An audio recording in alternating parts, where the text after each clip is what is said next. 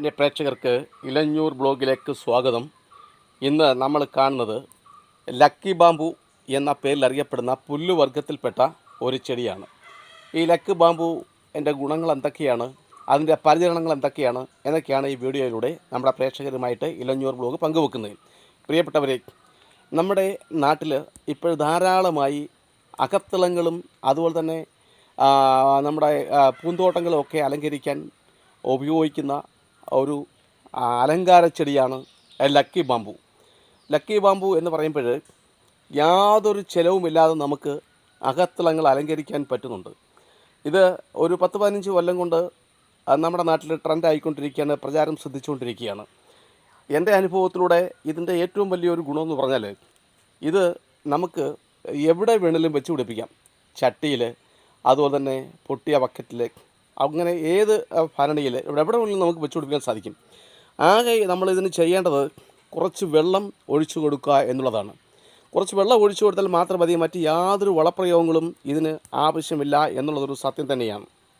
അപ്പോൾ അതിൽ നമ്മൾ മനസ്സിലാക്കേണ്ടത് നമ്മുടെ ഉച്ഛ്വാസവായുവിൽ നിന്നുമുള്ള കാർബൺ ഡയോക്സൈഡ് സ്വീകരിച്ചാണ് ഇത് വളരുന്നത് എന്ന് മനസ്സിലാക്കണം. കാരണം ഇത് ക്രമേണ വളർന്നു വരുന്നുണ്ട്. നമ്മൾ മനസ്സിലാക്കേണ്ട ഒരു കാര്യമാണ്, ക്രമേണ ഇത് വളർന്നു വരുന്നുണ്ട്. അതുപോലെ തന്നെ രണ്ടും നിറത്തിലാണിത് കാണുന്നത്. കടും പച്ച ഇനത്തിൽ ഉള്ള ഇലകളോട് കൂടിയ ലക്കി ബാമ്പു കൊണ്ട്, അതുപോലെ തന്നെ വളരുമ്പോൾ ഏതാണ്ട് സ്വർണ്ണ നിറമുള്ള ഗോൾഡ് നിറമുള്ള ഇലകളും തണ്ടുകളുമുള്ള ലക്കി ബാമ്പുവും നമുക്കിവിടെ കണ്ടുവരുന്നുണ്ട്. എന്തായാലും നമ്മുടെ അകത്തളങ്ങളിൽ പച്ചപ്പ് കാണുവാനും അതുപോലെ തന്നെ ഒരു നേരിയ തോതിലുള്ള തണുപ്പ് അനുഭവപ്പെടുവാനും ലക്കി ബാമ്പു വയ്ക്കുന്നത് നല്ലതാണ്. വിവിധ വർണ്ണങ്ങളിലും ആകൃതിയിലുള്ള ചെടിച്ചട്ടികൾ, അകത്തളങ്ങൾ അലങ്കരിക്കാനുള്ള ചെടികൾ വയ്ക്കുന്നതിന് വേണ്ടി ഇന്ന് മാർക്കറ്റിൽ സുലഭമാണ്. അവയിൽ ഉചിതമായ ഏതെങ്കിലും ഒന്ന് നമ്മൾ കണ്ടെത്തിയതിന് ശേഷം അതിൽ കുറച്ച് മണ്ണ്, അരിച്ചെടുത്ത കുറച്ച് മണ്ണ് വെച്ചിട്ട് അതിൽ നമുക്കിതിനകത്തെ 1 അല്ലെങ്കിൽ 3 അല്ലെങ്കിൽ 7 അല്ലെങ്കിൽ 9 അല്ലെങ്കിൽ 12 എന്ന കണക്കിലുള്ള തണ്ടുകൾ മുറിച്ചെടുത്ത് നമുക്ക് അതിൽ വെച്ച് ഇത് പിടിപ്പിക്കാവുന്നതാണ്.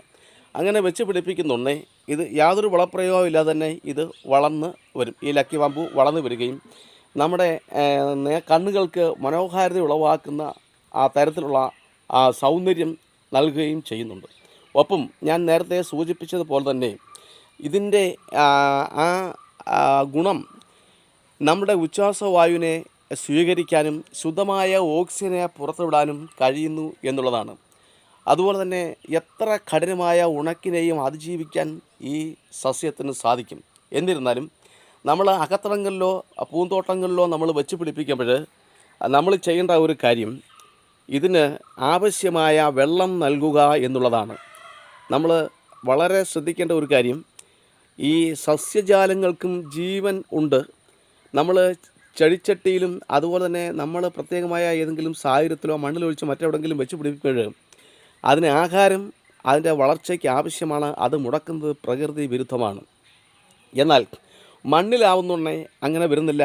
അതിൻ്റെ വേരുകൾക്ക് യഥേഷ്ടം വെള്ളവും വലിച്ചെടുക്കാനുള്ള അവസരങ്ങൾ പ്രകൃതി തന്നെ ഒരുക്കിയിട്ടിരിക്കുന്നു. എന്നാൽ അതിൽ നിന്നും വ്യത്യസ്തമായ പ്രകൃതി ഒരുക്കി ആ അവസരത്തിന് വ്യത്യസ്തമായി നമ്മുടെ ഇഷ്ടത്തിനനുസരിച്ച് ഇത്തരത്തിലുള്ള ചെടികളെ എടുത്ത് വളർത്തി നമ്മുടെ അകത്തളങ്ങളും ഓഫീസ് മുറികളും ഒക്കെ അലങ്കരിക്കാൻ ഉപയോഗിക്കുമ്പോൾ കൃത്യമായ ഇടവേളകൾക്ക് ഇവൾക്ക് ആവശ്യമായ വളം അല്ലെങ്കിൽ വെള്ളം നൽകേണ്ട അത്യാവശ്യമാണ്. ലക്കി ബാമ്പുവിനെ സംബന്ധിച്ചിടത്തോളം അവയ്ക്ക് വളം നൽകേണ്ട യാതൊരു കാര്യമില്ല. ആവശ്യത്തിന് വെള്ളം നൽകിയാൽ മതിയാവും. അകത്തളങ്ങളിൽ, അതായത് ഓഫീസ് മുറികളിലും നമ്മുടെ സ്വീകരണ മുറികളിലും ഒക്കെയാണ് ഇത് വെച്ച് പിടിപ്പിക്കുന്നെങ്കിൽ ഇതിന് ഒരു നിശ്ചിത അളവിലുള്ള വെള്ളം ഒഴിച്ചു കൊടുത്താൽ മതി. അത് ആ വെള്ളം അന്നേരം ആ ചെടിച്ചട്ടിയിലൂടെ പുറത്തു പോകാതെ അതിനകത്ത് തന്നെ നിലനിൽക്കും.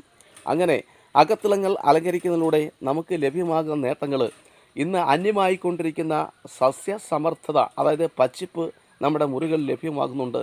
മറ്റൊന്ന്, നമ്മുടെ മുറിയിൽ ഇപ്പോഴത്തെ ഈ ചൂടിനെ അതിജീവിക്കാനുള്ള നേരിയ തണുപ്പ് ലഭ്യമാകുന്നുണ്ട്. ഒപ്പം ഇതിൻ്റെ ശുദ്ധമായ ഓക്സിജൻ, ഇത് പുറത്തേക്ക് വിടുന്ന ശുദ്ധമായ ഓക്സിജൻ ശ്വസിക്കുമ്പോൾ കിട്ടുന്ന ഒരു പ്രത്യേക നവോന്മേഷം അത് പറഞ്ഞറിയിക്കാൻ പ്രയാസമായ ഒരു അനുഭൂതി ഉളവാക്കുകയും ചെയ്യുന്നു. അപ്പോൾ നമ്മുടെ പ്രിയപ്പെട്ട പ്രേക്ഷകർ ഇതൊന്ന് പരീക്ഷിക്കുക, നല്ലതാണ്.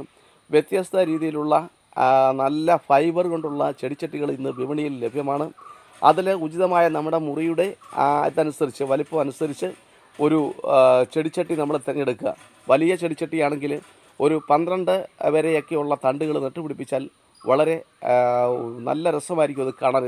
അതുപോലെ തന്നെ ഒരു നിശ്ചിത കാലത്തിൻ്റെ ഇടവേളയ്ക്ക് ശേഷം ഒരു 6 മാസം കൂടുമ്പോൾ ഇത് പ്രൂണിങ് ചെയ്യുന്നത്, അതായത് മുറിച്ചു കൊടുക്കുന്നത് നല്ലതാണ്. കാരണം ഇത് ഒരു വളവും ചെയ്യാതെ തന്നെ വളരെ വേഗത്തിൽ വളരുന്നതായതിനാൽ നമുക്ക് ഇത് പ്രൂണിങ് ചെയ്ത് കൊടുക്കേണ്ടത് അത്യാവശ്യമാണ്. അതുകൊണ്ട് പ്രിയപ്പെട്ട പ്രേക്ഷകർ, ഇത്തരത്തിലുള്ള നമ്മുടെ അകത്തളങ്ങൾ അലങ്കരിക്കാൻ പറ്റുന്ന ആ ചെടികൾ കണ്ടുപിടിക്കുകയും അത് നമ്മുടെ വീടുകളിൽ വച്ചുപിടിപ്പിക്കുകയും പരിചരിക്കുകയും ഒക്കെ ചെയ്യുമ്പോൾ ഇന്ന് നഷ്ടപ്പെട്ടുകൊണ്ടിരിക്കുന്ന ആ പ്രകൃതിയുമായിട്ടുള്ള നമ്മുടെ ബന്ധം പുനഃസ്ഥാപിക്കാൻ നമുക്ക് കഴിയുന്നു.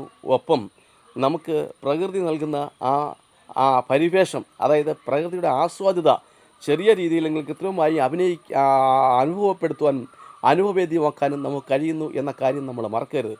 ഇത്തരം അറിവുകൾ ആണ് ഞങ്ങളുടെ യൂട്യൂബിലൂടെ നമ്മുടെ ബഹുമാനപ്പെട്ട പ്രേക്ഷകരിൽ എത്തിക്കുന്നത്.